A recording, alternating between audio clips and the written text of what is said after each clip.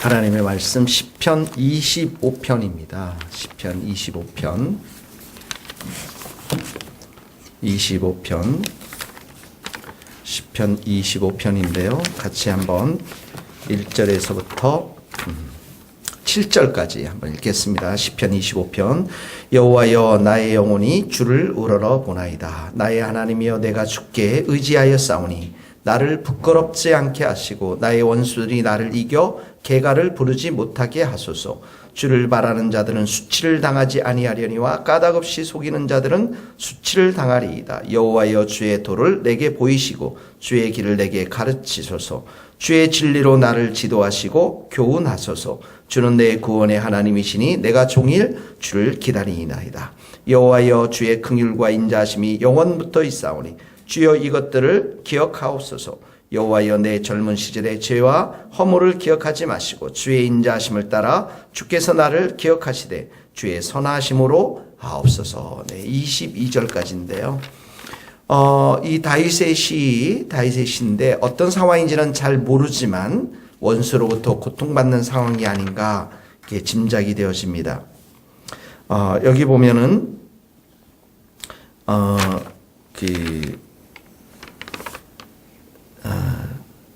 16절에 보면 15절에 보면 그 내 발을 그물에서 이렇게 나오죠. 동그라미 치시고 그물에서. 16절에도 나는 외롭고 괴로우니 이런 말이 나옵니다. 17절에도 나를 고난에서 이렇게 나옵니다. 18절에 보면 나의 고난과 환난. 19절에 계속 동그라미 치시고 내 원수를 이렇게 나오죠. 그리고 22절에도 보면 모든 환난에서 이런 단어들을 우리가 생각해 보면 다윗이 지금 그런 힘들고 어려운 상황, 원수로부터 고통받는 상황이 되었다라는 것을 짐작을 할 수가 있습니다. 이 고난의 시간에, 어려운 시간에, 환난과 고통이 있는 시간에, 원수들이 날뛰는 시간에 다윗이 무엇을 했는가라는 것은 우리의 삶 속에서 고스란히 교훈되어지고 우리도 적용할 수가 있는데요. 첫 번째로 1절, 2절, 3절입니다. 1절에 보면 나의 영혼이 주를 우러러 보나이다. 그 밑줄 우러러 보나이다.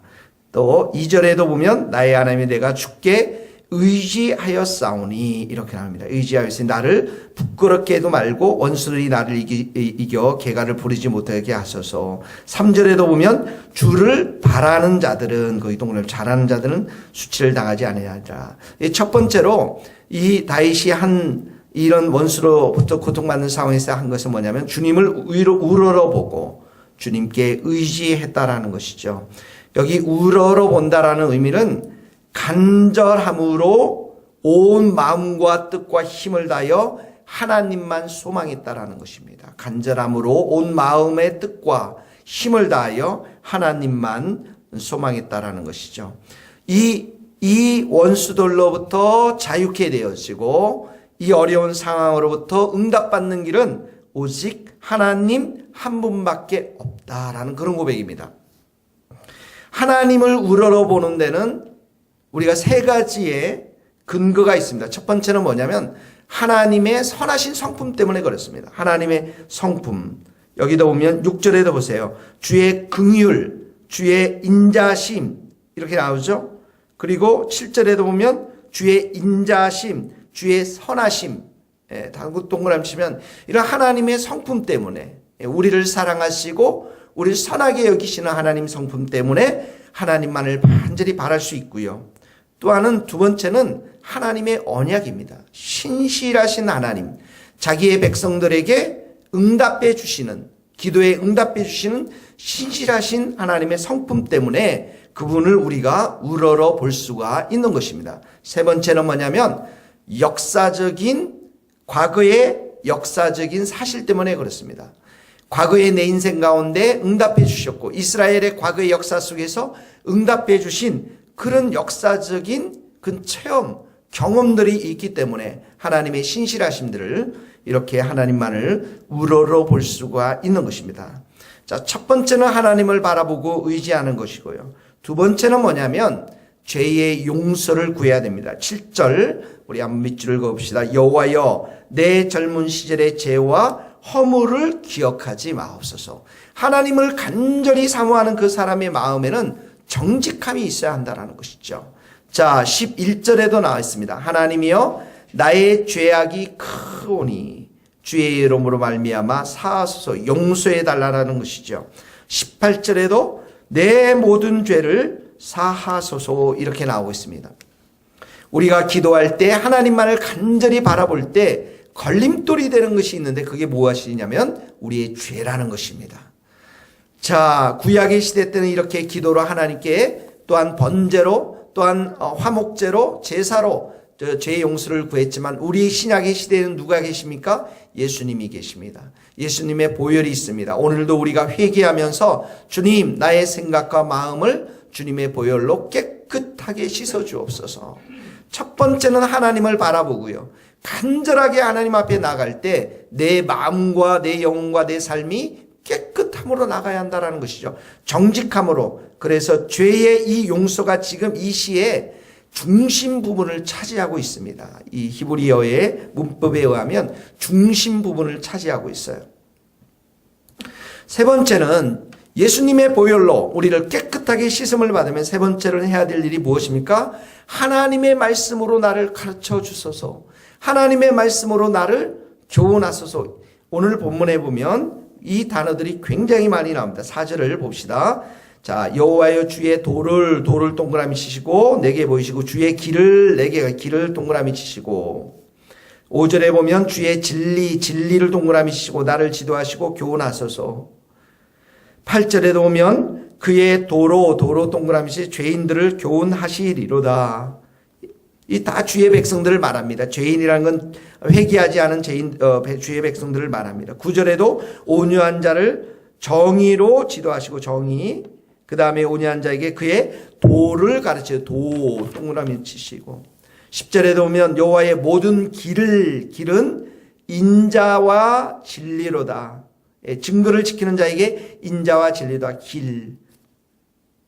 자, 계속해서 지금 나온 게 뭐냐면 하나님의 도, 하나님의 길, 하나님의 말씀, 율법이라는 것입니다. 그 율법의 말씀을 나에게 가르쳐 주셔서 내가 어떤 길을 걸어가야 될지 주님 나에게 가르쳐 주십시오. 이렇게 고백하는 것입니다. 자, 첫 번째는 뭐라고요? 첫 번째는 하나님만 바라보고, 두 번째는 뭐라고요? 주의 용서를 구하고, 세 번째는 뭐라고요? 주의 말씀, 주의 도, 주의 길을 나에게 가르쳐 주십시오.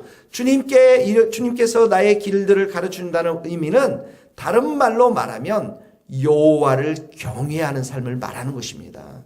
하나님을 경외한다라는 것, 우리가 주의 말씀을 지키는 것을 말합니다. 12절부터 14절은 그래서 하나님을 경외하는 자에게 대한 하나님의 축복의 약속의 말씀을 기억합니다. 자, 12절 같이 읽겠습니다. 여호와를 경외한 자는 누구냐? 그가 택할 길을 그에게 가르치시다. 첫 번째 보면 여호와를 경외하는 자에게는 그가 주님께서, 여긴 그가 하나님이십니다. 하나님께서 택할 길을 가르쳐 주시리라.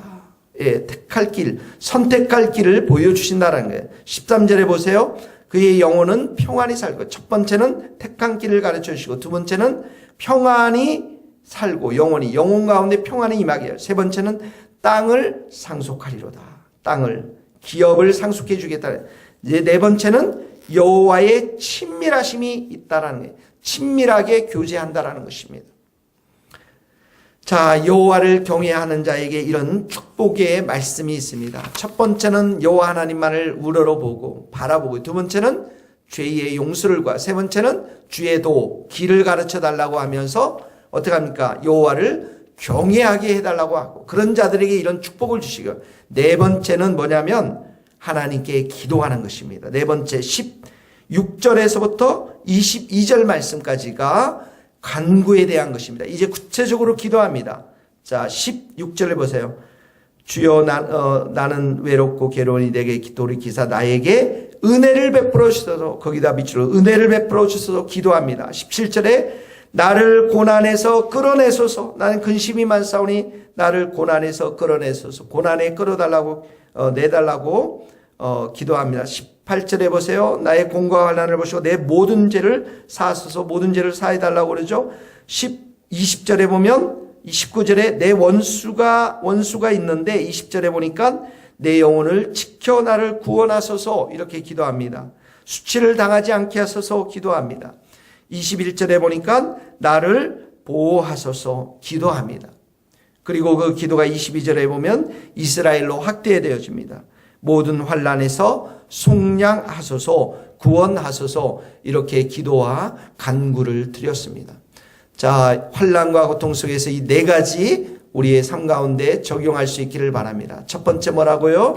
여호와 하나님만을 우러러보는 것입니다. 하나님만을 간절하게 소망하십시오. 두 번째는 죄의 허물들, 죄의 모든 죄들을 회개하고 용서를 구하고 주님의 보혈의 피로 깨끗이 씻으시고, 세 번째는 주의 말씀을 도를 우리에게 가르쳐 달라고 주의 말씀을 읽고 묵상하고 또 그 여호와를 경외하는 법들을 배워나가며, 네 번째는 우리가 주님 앞에 구체적으로 우리를 건져달라고 기도해야 되는 줄 믿습니다. 이 말씀 여러분 가운데 붙잡고 오늘도 승리할 수 있기를 주님의 이름으로 축복합니다. 기도하시겠습니다. 하나님 아버지, 인생 살면서 우리에게 많은 고난이 있지만 하나님, 우리가 하나님을 바라봅니다. 하나님만을 우러러봅니다. 우리 좋으신 예수님만을 의지합니다. 그 예수님만을 바라보며 우리가 기도하며 우리의 허물들을 주님의 보혈로 다 씻고 주의 약속의 말씀, 신실한 신 말씀을 붙잡고 오늘도 이 고난에서 우리를 건져달라고, 하나님이 환난에서 우리를 끌어내어 달라고 간절히 기도하는 우리 모든 성도들이 될 수 있기를 주님 기도합니다.